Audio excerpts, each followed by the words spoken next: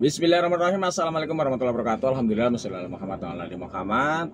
Ini ketemu dengan channel saya. Ini channel saya baru. Ini video-video saya juga video baru. Ini akan membahas masalah seputar otomotif atau yang berkaitan dengan kendaraan lah.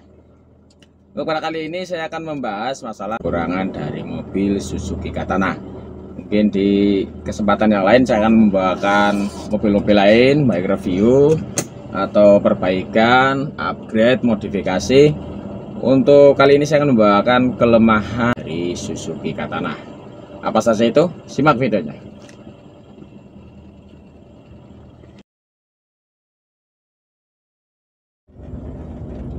Oke, yang pertama ini saya sambil nyetir, saya sambil ngomong.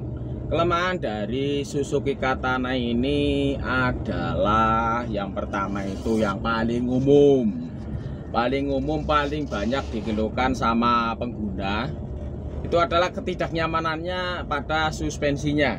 Sistem suspensinya ini masih menggunakan pegas daun, juga tipenya tipe rigid, jadi ya kasar sekali gitu. Maksudnya ketika ketemu dengan jalan yang tidak rata itu sangat-sangat tidak nyaman itu untuk Suzuki Katana. Gemblodak kata yang orang bilang, itu banyak mengatakan ketupluk kayak kata yang bilang bahwasannya kayak gerobak. Ya itulah Suzuki Katana itu kelemahannya seperti itu. Ini mohon maaf saya singkat-singkat saya sambil nyopir ini.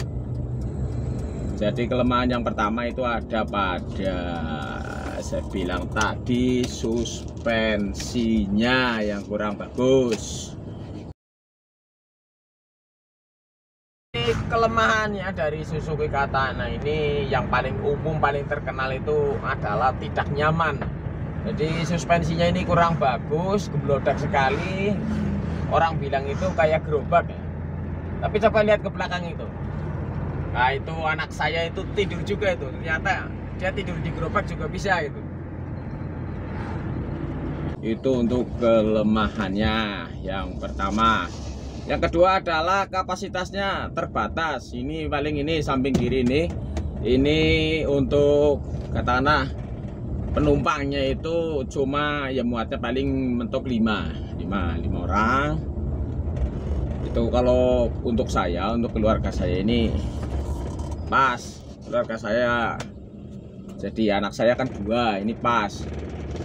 Nah, tapi kalau untuk mobil keluarga yang lebih besar lagi kayaknya, nah ini Suzuki Katana kurang besar. Ini kapasitasnya terbatas. Terus habis itu pintunya itu cuma 3. Itu pun ini saya bicara untuk punya saya ini tipenya GX ini ya. Jadi kalau yang tipe lama yang DX itu penumpangnya di kursi belakang ini hadap-hadapan kayak angkot. Itu bisa muat lebih banyak. Nah, kalau yang tipe GX ini yang lebih di atasnya itu kursinya seperti ini, udah menghadap ke depan, bisa dilipat. Terus ada AC-nya, ada power steeringnya. Ya pintunya itu cuma 3. Jadi kalau penumpang mau masuk ke dalam mobil ini ya harus lewat pintu depan, dan ini kursinya itu dilipat. Seperti itu kadang suka tidak nyaman. Tidak nyamannya harus penumpang yang mau naik ke belakang terus naik duluan. Kalau bagian sini nih istri saya ini samping ini, kalau penumpang yang di belakang, misalnya anak-anak saya mau keluar itu ya istri saya harus menggeser kursi ya, seperti itu. Itu menurut saya kurang, kapasitasnya kurang, yang terbatas, memang kecil mobilnya. Terus yang berikutnya untuk kelemahan Suzuki Katana adalah, ya ini sebenarnya mau dibilang kelemahan atau kelebihan ya, tapi kan sebenarnya ya memang begini, tenaganya letoy, terutama di tanjakan, apalagi AC-nya dihidupkan. Ini AC saya hidupkan di tanjakan, itu tenaganya itu ya namanya 1000 cc. Sebenarnya ini untuk seluruh mobil, nggak cuma Suzuki Katana. Kalau 1000 cc ya mesinnya itu membebani, mesinnya AC-nya itu membebani daripada mesin yang cuma 1000 cc. Otomatis yang punya itu harus bijak. Nah, karena ya cuma 1000 cc itu. Yang berikutnya kelemahan dari Suzuki Katana. Ini Suzuki Katana ini kan produksinya tahunnya itu saran tahun 80 sampai terakhir itu 2005 2006. Nah, itu keluaran terakhir itu 2005. Jadi ini namanya mobilnya sudah kategori mobil tua. Punya saya ini saya kendarai sekarang ini tahunnya 2000, jadi sudah 23 tahun. Nah, ini mobil sudah 23 tahun, otomatis itu ya namanya sebenarnya nggak Suzuki Katana saja, mobil kalau sudah tua itu biasanya pada bocor kalau hujan. Nah, itu ya harus bijak. Yang namanya mobil tua, sebenarnya kalau dibilang kelemahan Suzuki Katana saja ini nggak bisa, karena semua mobil tua pasti masalahnya sama di karet-karet ini, terus pelipit-pelipit kaca. Yang namanya mobil tua itu ya rata-rata karetnya sudah aus, terus ya ada kebocoran-kebocoran yang menurut saya itu tidak bisa di vonis hanya untuk Suzuki Katana, tapi saya rasa untuk seluruh mobil yang terutama yang berusia di atas katakanlah 10 tahun itu hal wajar. Tapi itu tetap masuk karena itu sering jadi dikeluhkan sama para pengguna Suzuki Katana, bahwasanya Suzuki Katana itu ketika hujan itu bocor. Ya, saya pribadi harus fair bahwasanya nggak cuma Suzuki Katana, kalau sudah di atas 10 tahun yang namanya mobil tua ya saya rasa bocor itu hal wajar itu.